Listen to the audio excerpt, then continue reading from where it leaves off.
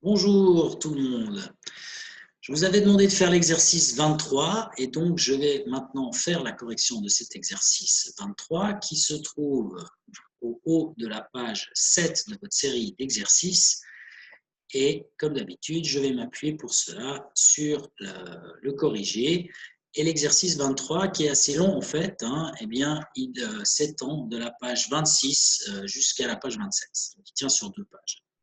Il y a 2 parties qui sont distinctes, partie A, partie B. Donc, on va les faire d'abord A, et puis évidemment, et puis ensuite la partie B. Alors, premièrement, commençons par lire la donnée de l'exercice 23, partie A. On veut traîner une caisse de 68 kg sur un plancher, donc le plancher c'est censé être horizontal, en le tirant à l'aide d'un câble faisant un angle de 15 degrés par rapport à l'horizontale. Le coefficient de frottement statique entre la caisse et le plancher vaut 0,5. La question est: déterminer l'intensité minimale de la force qu'il faut exercer sur le câble pour faire bouger la caisse. Donc, si vous tirez trop doucement sur le câble, eh bien, la caisse ne va pas bouger parce qu'il y a les frottements du sol qui vont l'empêcher de bouger. Donc, il faut augmenter cette force, augmenter, puis au bout d'un moment, la force que vous allez exercer, elle va suffire pour faire bouger cette caisse. Et donc, il s'agit de déterminer en gros quelle est la force minimale qu'il faut exercer justement pour faire bouger cette caisse. Donc, il y a une partie limite entre la situation dans laquelle la caisse ne bouge pas, c'est-à-dire où la force est trop faible, et puis tout d'un coup, la force devient suffisante, et puis là, elle se met à bouger, la caisse. Alors, en fait, ici, le truc, c'est de se dire que puisqu'on doit déterminer la plus petite force, l'intensité minimale de la force, la plus petite force qu'il faut exercer pour faire bouger la caisse, en réalité, ça correspond à la limite où elle ne bouge pas. C'est-à-dire que déterminer la plus petite force pour faire bouger la caisse, ça revient au même que déterminer la plus grande force qu'on peut exercer sans que la caisse bouge. Je ne sais pas si vous voyez l'idée, j'espère.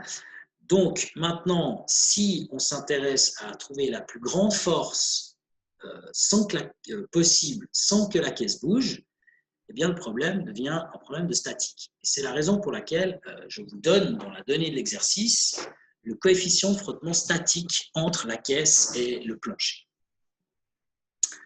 Alors, vous avez ici un schéma de la situation. Je vais monter un petit peu ici, voilà. Vous avez un schéma avec la caisse qui est en gris foncé, et puis sur cette caisse, il y a plusieurs forces qui s'exercent. La première chose à faire dans un exercice sur les forces, c'est évidemment de représenter ces forces. Donc, on a bien entendu le poids de l'objet qui est toujours vertical et dirigé vers le bas. On appelle ça P. Ensuite, la caisse, elle est posée sur un sol. Le sol est horizontal, le plancher est horizontal. Donc, la force de soutien que le plancher exerce sur la caisse, c'est une force qui est perpendiculaire au plancher.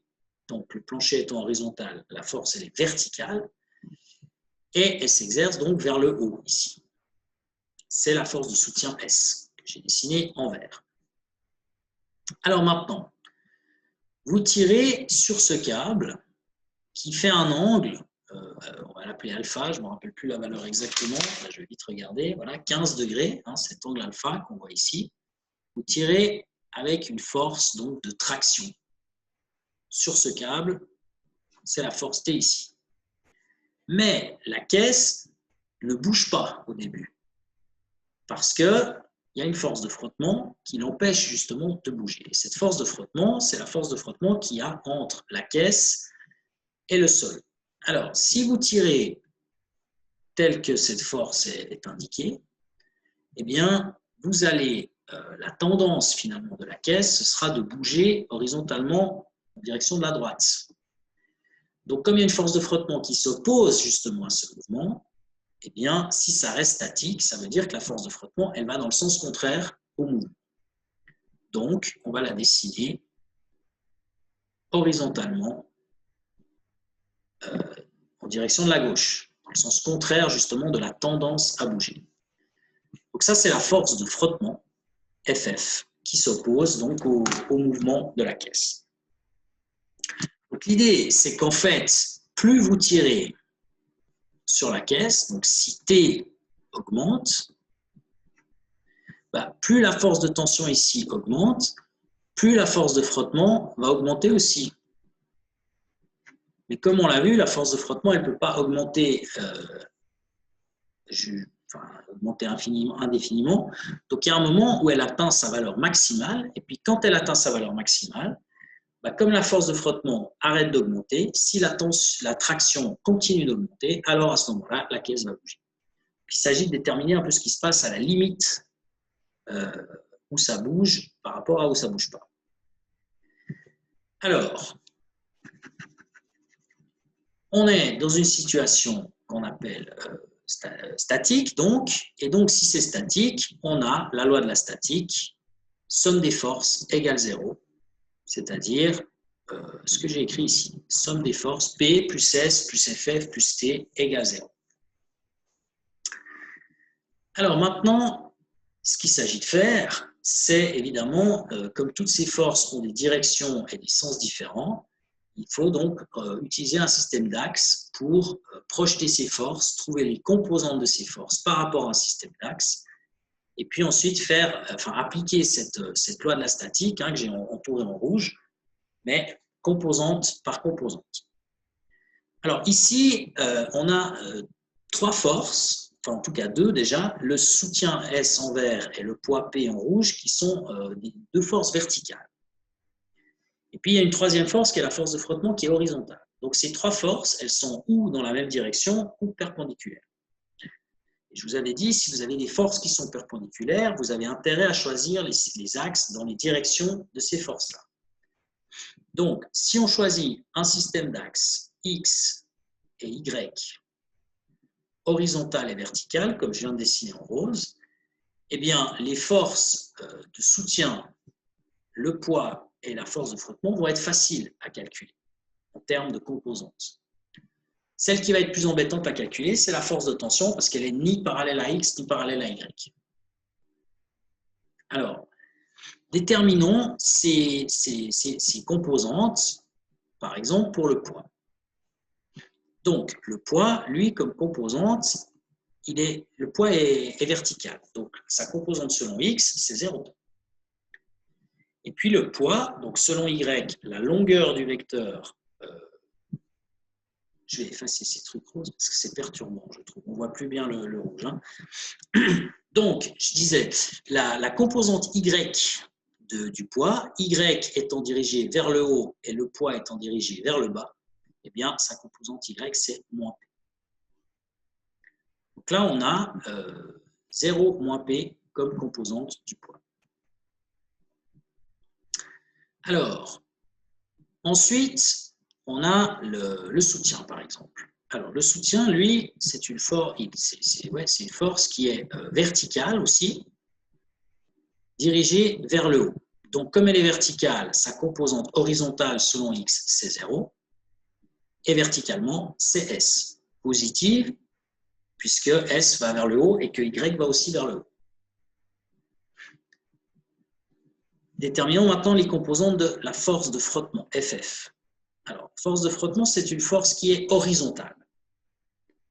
Donc, ça veut dire que sa composante verticale, selon Y, est 0. Pour la composante horizontale, ce sera donc la totalité du vecteur, c'est-à-dire FF. Mais attention, parce que FF va en direction de la gauche et l'axe X a été choisi en direction de la droite. Donc, par rapport à cet axe X, c'est en réalité moins FF qu'il faut considérer. Donc là, on en a trouvé 3 en quelques minutes.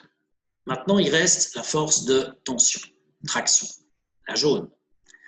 Alors, la jaune, elle est ni parallèle à X, ni parallèle à Y. Donc maintenant, ce qu'on cherche à évaluer, c'est la composante, tout d'abord, selon X. Alors, la composante selon X de la force T,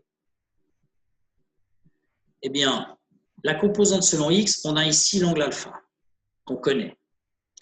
Donc, ce côté que j'ai dessiné en rose, si vous voulez, si je mets encore une dernière couleur, qu'est-ce que je pourrais mettre? Je pourrais mettre du violet, hein, ici. Si là, on a le violet, et puis que là, on a la composante selon Y en violet, eh bien, la partie rose, là, c'est le côté adjacent à l'angle alpha. Donc, qui dit adjacent dit cosinus. Et donc, du coup, on aura t fois cosinus de l'angle alpha. Selon x, ce sera une grandeur positive puisque le vecteur rose, hein, il va dans le même sens que l'axe x, donc positif. En ce qui concerne la partie violette, c'est-à-dire la partie qui est parallèle à l'axe y, eh bien, cette partie violette, c'est le côté opposé à l'angle alpha. Donc, qui dit opposé dit sinus, sinopipe. Donc, t fois sinus de l'angle alpha. On réfléchit au signe. Est-ce que c'est positif? Est-ce que c'est négatif? Eh bien, la partie violette, elle va contre le haut ici. Hein, ici. Et l'axe Y, pardon, va aussi contre le haut. Donc, du coup, c'est positif. On a donc représenté toutes ces composantes des forces selon les axes X et Y. Alors là, j'efface délicatement tout ça. Voilà, parfait. Alors maintenant, l'idée, c'est de d'écrire, comme on l'a déjà fait à quelques reprises, de prendre toutes les composantes selon X et puis d'en faire une équation. Puis ensuite, de prendre toutes les composantes selon Y et d'en faire une autre. Alors, j'ai pas envie de perdre ce que j'ai fait ici. Donc, du coup, je vais écrire les choses là en bas. Hein. Alors, si vous prenez le poids, selon l'axe X, ici, sa composante, c'est 0. Et puis, selon Y, c'est moins P. Là, on a fait le poids. Maintenant, on ajoute à ça le soutien, S. Donc, le soutien, c'est 0S. Donc, 0 sur X, S sur Y. Ensuite, on ajoute voilà, la force de frottement. La force de frottement, c'est moins FF 0. Vous avez ici moins FF 0. Et puis finalement, on ajoute en jaune la force de traction, ici, T cos alpha selon X et T sinus alpha selon Y. La somme de ces quatre forces doit être égale à 0. Donc ça fera 0 sur X et 0 sur Y. Donc ce que j'ai fait ici, hein, au cas où vous n'auriez pas tout à fait tout compris, j'ai séparé chaque vecteur, en fait, hein, l'écriture des vecteurs. Tout ce qui est en haut, ça correspond à ce qu'il y a sur X. Donc on les additionne et puis on trouve cette équation-là. Après, on prend tout ce qui est en bas et puis on les additionne pour avoir les choses sur Y. Alors, maintenant qu'on a fait ça, on se retrouve avec deux équations. Ouais, je peux m'arrêter. Voilà, je peux m'arrêter ici. On se retrouve avec deux équations qu'on va déjà nettoyer. Hein. Tout ce qui est 0, on dégage. Et puis, on trouve là, ici, moins FF plus T cos alpha égale 0. Donc, si je fais plus FF, à gauche et à droite, le FF passe de l'autre côté et j'obtiens FF égale T cos alpha. Idem pour l'équation sur Y. Le 0 ici, on l'enlève. Et par exemple, si je passe le moins P de l'autre côté en faisant plus P et que je passe le T sinus alpha de l'autre côté en faisant moins T sinus alpha, eh bien, j'obtiens cette équation-là. S égale P moins T sinus alpha. Alors là, on a deux équations. Puis dans ces deux équations, eh ben, il y a plusieurs inconnus en fait. Hein. Il y a FF qu'on ne connaît pas. Il y a T, bien sûr, et puis il y a S. On a deux équations à trois inconnus. Donc là, vous savez, hein, deux équations à trois inconnus, c'est insolvable. Mais il nous faudrait une troisième équation, en fait, dans cette histoire. Alors la troisième qu'on va utiliser, c'est celle que j'ai marquée ici. C'est en fait l'équation qui va relier FF avec S.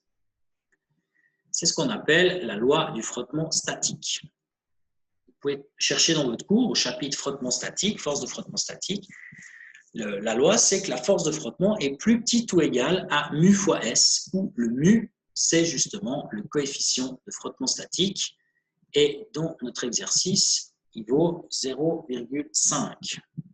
Ça, c'est le coefficient de frottement statique. C'est une grandeur qu'on connaît. C'est mu égale 0,5. Donc maintenant, ce que je vais faire, c'est que je vais, à la place du FF qu'il y a ici, je vais utiliser cette expression-là. Je vais la substituer là-dedans. Et puis, à la place du, mettons ça en vert, du S qu'il y a ici, je vais utiliser cette expression-là. Donc, au cas où vous seriez posé la question, c'est pour ça que ici, j'ai choisi d'écrire S égale quelque chose plutôt que P égale quelque chose ou T égale quelque chose. J'aurais peut-être effectivement dû commencer par parler du coefficient de frottement statique pour vous expliquer de manière plus logique pourquoi il fallait sortir FF d'une part et S de l'autre. Bon, maintenant, je pense que vous avez compris cette histoire-là. Donc ça, c'est ce qui a été fait. Non, ça c'est un petit peu trop. Ça, c'est ce que j'ai fait. Cette substitution, c'est ce que j'ai fait ici. Donc, le FF, c'est T cos alpha, hein, c'est ce que j'ai mis là, ça en rouge. Ça doit être plus petit ou égal à mu fois S, et à la place de S, eh bien, je mets l'expression qui est ici, c'est-à-dire P moins T sinus alpha. Alors maintenant, là-dedans, on voit qu'on a des choses intéressantes, parce que finalement, dans cette... Ce n'est pas une équation, hein, c'est ce qu'on appelle en fait en mathématiquement une inéquation en réalité. Je peux m'arrêter comme ça. Voilà. Eh bien, ce qu'on a ici, c'est effectivement une inéquation à cause de l'inégalité qu'il y a ici, hein, le plus petit ou égal. Et là-dedans, qu'est-ce qu'on connaît? Alpha, on connaît. Mu, on connaît. P, bon, P, c'est égal à M fois G. Donc, comme on connaît la masse de la caisse, et puis G, on peut dire qu'on connaît P. Et puis, on connaît alpha. Donc, finalement, la seule chose qu'on ne connaît pas ici, c'est T. Et c'est la question de l'exercice. Quelle est la force de traction?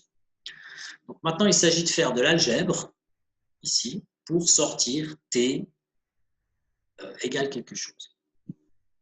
Alors, je vais vous décrire justement cette algèbre qui a été faite. Alors, ici, premièrement, ce que je fais, c'est que je développe. Hein, là, il y a P et puis moins T sinus alpha. Donc, je fais mu fois P, et puis en vert, mu fois T sinus alpha. On n'oublie pas le petit moins qu'il y a ici, hein, donc moins mu fois T sinus alpha. Et puis à gauche, je n'ai rien changé, j'ai gardé les choses telles quelles. Une fois que j'ai fait ça, mon but, c'est de trouver T. Donc, je dois avoir T, tous les T du même côté de l'inéquation, en fait. Hein. Alors, de l'inégalité. Donc, vous avez ici moins mu T sinus alpha, et puis ici T cos alpha. Donc, moi, ce que je propose, c'est de passer ce terme de l'autre côté. Comme c'est moins mu T sinus alpha, je fais plus mu T sinus alpha. Et donc, ce plus mu T sinus alpha, je le retrouve ici. Puis après, le reste, c'est la même chose. Le T cos alpha, il est toujours là. Et puis, ce qui reste de l'autre côté, le mu fois P, il est toujours de l'autre côté. Alors, une fois qu'on a fait ça, eh bien, on voit que dans les deux membres de gauche, il y a T cos alpha plus mu fois T sinus alpha. Donc ici, je fais une mise en évidence de T. Donc, ça fera T fois ici cos alpha plus de l'autre côté mu sinus alpha. Mu sinus alpha. Puis à droite, plus petit ou égal à mu P, plus petit ou égal à mu P, c'est toujours la même chose. Maintenant, si je veux obtenir T tout seul, qui est là, il faut que je divise par ce que j'ai mis entre crochets, là, toute cette chose-là. Donc là, je divise par le crochet qui contient cos alpha plus mu sinus alpha. Et donc, à la fin, je me retrouve avec T plus petit ou égal à mu fois P. Donc, le mu fois P, il était là, il est toujours là, et divisé par tout le crochet, c'est-à-dire cos alpha plus mu sinus alpha. Pardon. Alors, je vous rappelle que ça, c'est issu de la relation FF est plus petit ou égal à mu fois S, qui est ce qu'on appelle la loi du frottement statique. Donc, ça sous-entend, hein, quand on utilise ça, que la situation est statique. Donc, en fait, ici, tant, je vais effacer ça, voilà, tant qu'on a cette relation, tant que t est plus petit ou égal à cette valeur-là, qu'on n'a pas encore calculé, mais qu'on va calculer, ben on a une situation statique. Donc, ça veut dire que si, au contraire, t est plus grand que cette valeur-là, je peux peut-être même le faire comme ça. Hein. Donc, maintenant, si ici, on met plus grand, si t est plus grand que cette valeur-là, ben, du coup, ça, ce sera plus vérifié. Et donc, ce sera plus statique. Donc, ça se mettra à bouger. Ça vient, si vous voulez, la valeur minimale qu'on cherche à calculer de t, pour justement faire bouger la caisse, eh bien, c'est justement finalement cette valeur ici. Alors ça, c'est ce que j'ai fait sur le bas de la page, ici, enfin sur le haut, pardon, de la page 27, en utilisant l'équation 5, avec P égale M fois G, eh bien, l'intensité maximale de la force que l'on peut exercer de manière à ce que la caisse reste statique, c'est quand on a justement, au lieu que ce soit plus petit ou égal, ben c'est justement quand c'est égal. Donc, quand c'est égal, c'est juste la limite.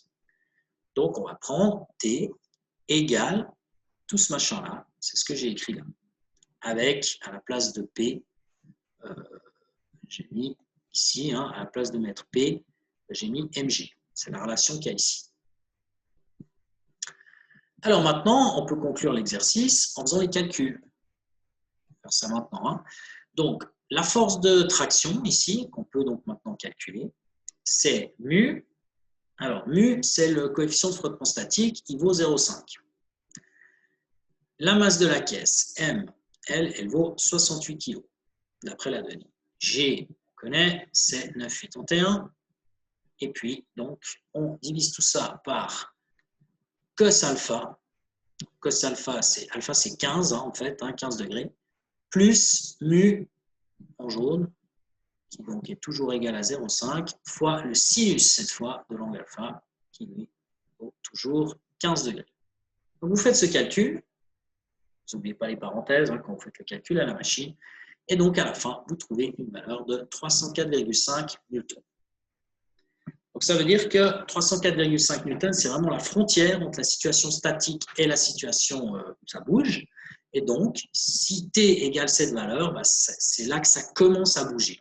Donc, c'est la valeur minimale qu'il faut donner à la traction pour justement faire bouger la caisse sur le sol.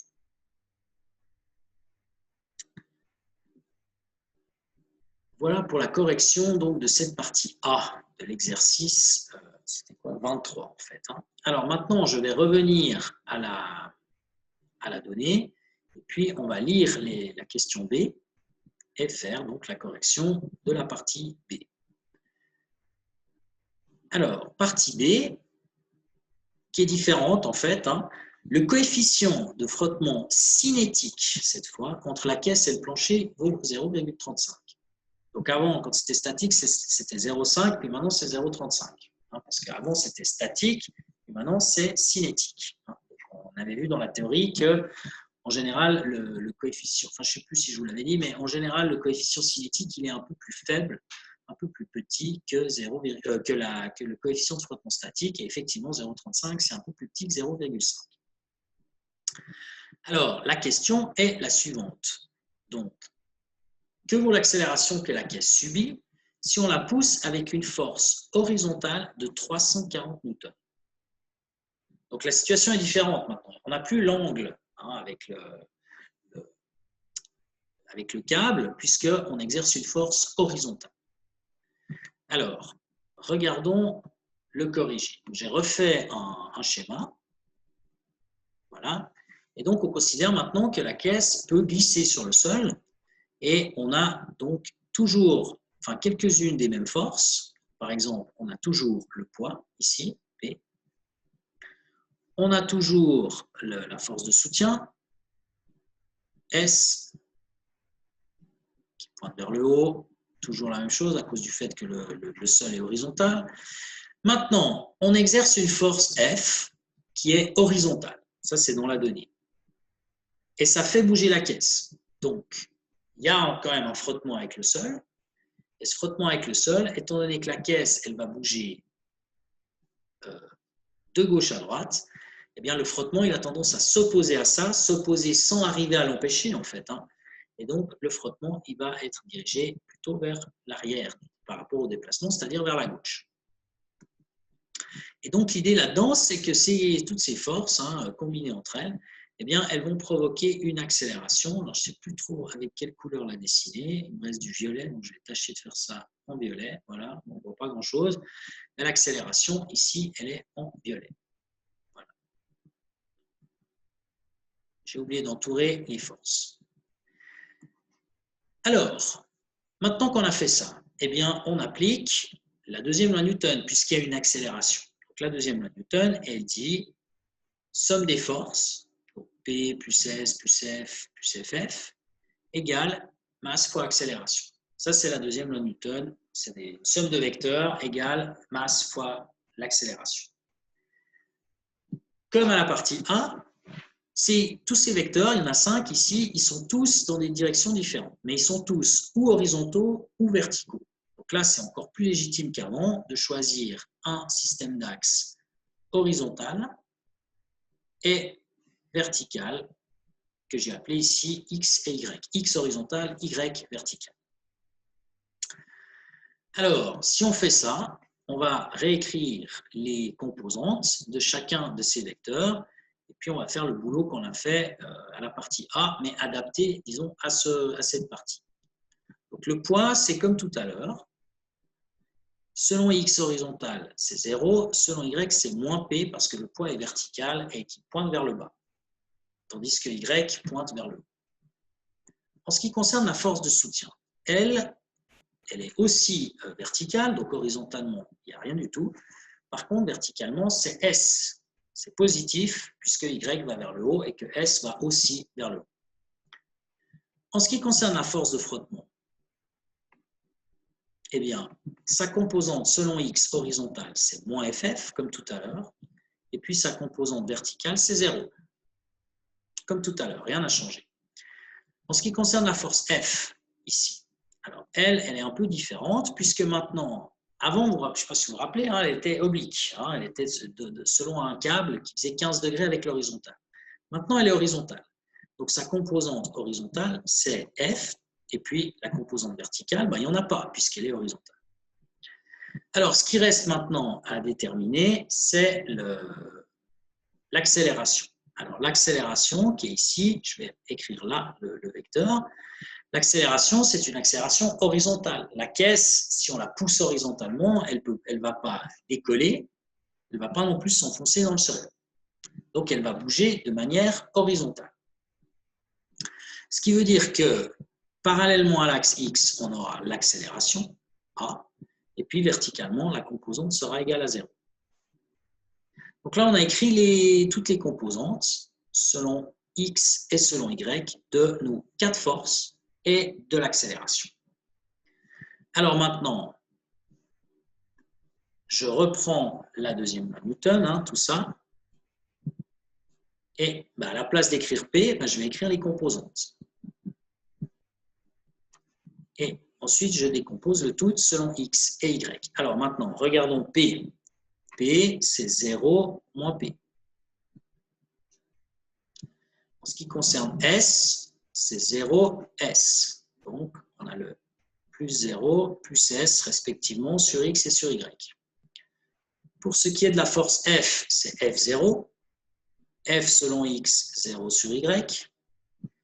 Et en ce qui concerne la force de frottement, c'est moins FF selon X et 0 selon Y. Tout ça, ça va être égal à la masse M fois l'accélération. Et l'accélération, c'est A sur X et puis 0 sur Y. Donc M fois 0, ça donne 0. Même technique qu'à la partie A, en fait. Alors, grâce à ça, eh bien, qu'est-ce qu'on obtient? On peut obtenir deux équations, en fait, ici. Enfin, c'est pas qu'on peut, c'est qu'on a obtenu deux équations. Alors, ces deux équations, je vais les mettre en plus grand, pour qu'on les voit bien, ici. Donc, on en a une première qui est l'équation sur X, puis l'autre qui est l'équation sur Y. Alors, ce que j'ai fait ici, c'est que je les ai quand même un petit peu nettoyés. Là, j'ai enlevé les zéros, et puis il me reste donc F moins FF égale MA, que j'ai écrit ici. Et puis, selon Y, on enlève les zéros aussi, et on a moins P plus S égale 0. Donc, si vous avez moins P plus S égale 0, si vous faites plus P, vous passez le P de l'autre côté, vous trouvez que S égale P. C'est ce que j'ai écrit ici. Mais P, c'est MG. Donc, finalement, eh bien, on obtient que S égale P égale MG. Alors, qu'est-ce qu'on fait maintenant? Eh bien, on réfléchit, on s'arrête un petit moment et on réfléchit à ce qu'on a. On a deux équations que j'ai numérotées comme étant la 7 et la 8. Et maintenant, qu'est-ce qu'on connaît? Alors, si je relis un petit coup la donnée, on va la lire ensemble. Voilà, donc on connaît la masse de la caisse, ça c'est toujours la même. On connaît le coefficient de frottement cinétique qu'on n'a pas encore utilisé. Et puis on connaît la force F avec laquelle on pousse qui est de 340 newtons. Voilà tout ce qu'on connaît. Alors, si je reprends et que j'écris en vert en fait ce qu'on connaît, on connaît donc cette force qui est donc 340 newtons, si je ne me trompe pas, je viens de le lire mais j'ai déjà oublié, voilà. On connaît la masse de la caisse, mais on ne connaît pas l'accélération et on ne connaît pas la force de frottement. Donc, l'accélération, on ne connaît pas, la force de frottement non plus. La force de soutien, est-ce qu'on la connaît? En réalité, oui. Enfin, on ne la connaît pas de manière directe, mais on la connaît de manière indirecte, puisque S, c'est égal à M fois G, et qu'on connaît à la fois M et G. Donc, il faut maintenant relier tout ça. Alors, comment est-ce qu'on peut relier tout ça? Parce que, en fait, il n'y a pas S qui apparaît dans l'équation numéro 7. Alors, justement, l'idée, c'est de lier la force de frottement avec le soutien par la loi du frottement cinétique. La caisse, elle est en train de bouger et on avait vu dans la théorie du frottement cinétique que s'il y a un frottement cinétique, alors il est donné par cette formule. FF égale mu fois S. Donc c'est presque comme le frottement statique, sauf que le frottement statique, c'est FF est plus petit ou égal à mu fois S, tandis que là, c'est égal mu fois S. Alors, le FF, on va pouvoir peut-être l'utiliser là-dedans, et puis le FF qu'il y a ici, et puis le S, on va probablement pouvoir l'utiliser grâce à ça. Donc, c'est ce que je vais faire ici, c'est que je vais d'abord substituer le S, donc l'équation 8, je vais l'utiliser là-dedans. Donc, j'ai ici FF égale mu fois S. Et à la place de ce S, je mets MG là-dedans. Donc, j'ai FF égale mu mg. Et maintenant, cette expression-là, que je vais entourer en bleu, FF égale mu mg, maintenant, je vais la remplacer là-dedans, dans l'équation 7. Alors là, ça devient gentiment illisible. Donc, l'équation 7, on a la force F, elle est là, moins FF. Donc, moins FF, à la place de FF, je vais utiliser ce que je viens de calculer, c'est-à-dire mu mg. Donc, on a moins mu mg ici. Pardon, et tout ça, c'est égal donc à m fois a, que je retrouve ici. Donc, on a fait ici le F, on le retrouve. Avec le code de couleur, on retrouve bien les choses. Mu mg, il est ici. Et puis, en vert, m fois a. Alors, je vous rappelle que nous, on cherche l'accélération. Alors, là-dedans, on connaît tout. F, on connaît, mu aussi, M aussi, G aussi, M aussi. Le seul truc qu'on ne connaît pas, c'est A. Donc, ici, comment je fais pour trouver A? Il suffit que je divise par M, et puis je me retrouve avec A tout seul. C'est exactement ce que j'ai fait là en dessous. Donc, je vais prendre du bleu, ici, voilà. Donc, j'ai F moins mu mg, que je retrouve ici, et je divise ça par le M, hein, dans le but de passer le M à gauche. Donc, je divise par M. Et qu'est-ce qu'il me reste? Il me reste le A. Ici, A égale donc F moins mu mg sur M. Alors, maintenant, il ne reste plus qu'à faire les calculs. L'accélération, elle vaut donc F. Alors, F, c'est une force horizontale de 340 newtons. Moins, et puis maintenant, entre parenthèses, il faut faire tout ce calcul. Donc, mu, c'est 0,35 maintenant. C'est le coefficient de frottement cinétique. La masse de la caisse, c'est toujours 68 kg. Et puis G, c'est toujours 9,81.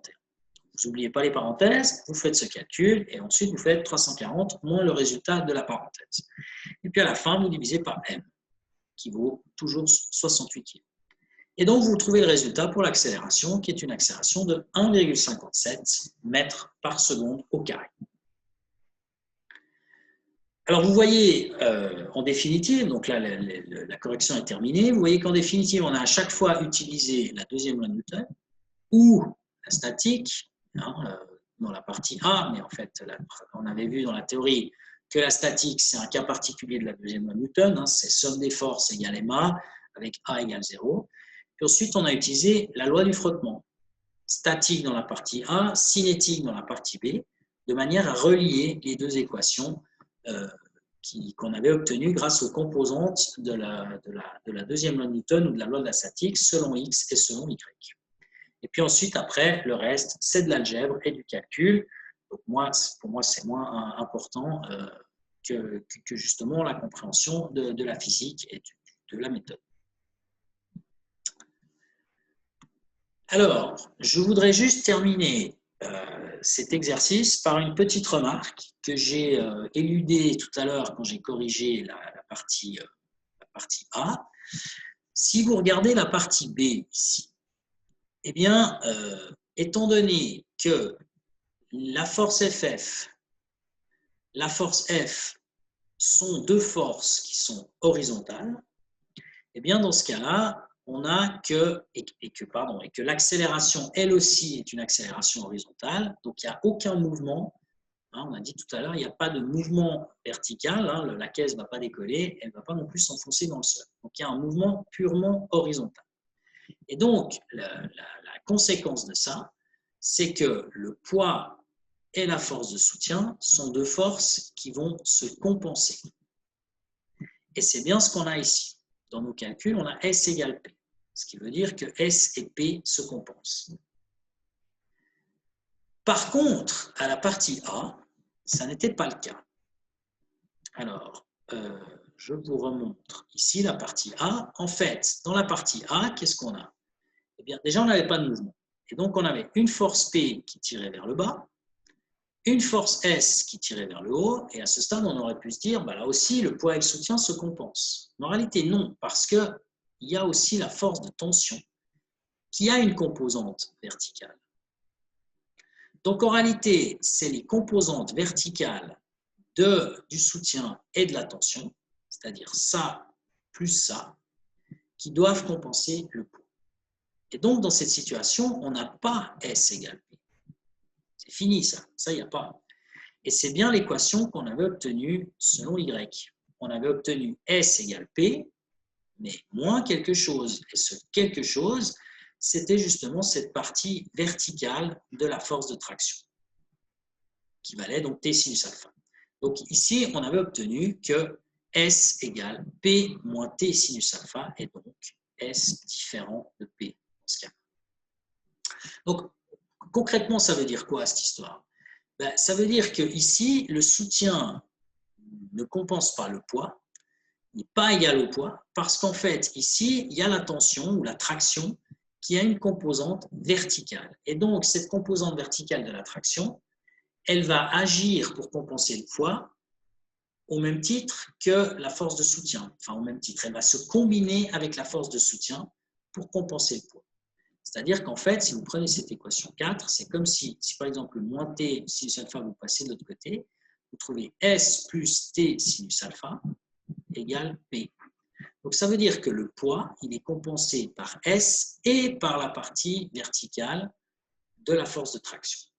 Donc, ça veut dire qu'en quelque sorte, le fait de tirer un peu sur le câble contre en haut, ça soulage un peu le sol. Il n'y a pas que le sol qui supporte la caisse, il y a aussi le câble qui tire un petit peu contre en haut. Du coup, ça diminue l'effet du sol. C'est pour ça que la force du soutien, elle est plus petite que le poids, en l'occurrence ici, puisque c'est P moins quelque chose. Donc, si j'ai insisté sur cette remarque et que j'ai attendu la fin, c'est pour vous montrer que dans certains cas de figure, comme la partie B, le soutien est égal au poids, donc ça arrive, c'est même assez courant dans les exercices, mais ce n'est pas une règle absolue, ce n'est pas général. On peut avoir des situations où S est différent du poids. Donc il faut vraiment faire les calculs, poser l'équation de base, la deuxième loi de Newton ou la loi de la statique, et puis ensuite décomposer selon les axes X et Y en réfléchissant bien à tout ce qui se passe, de manière à avoir les bonnes équations.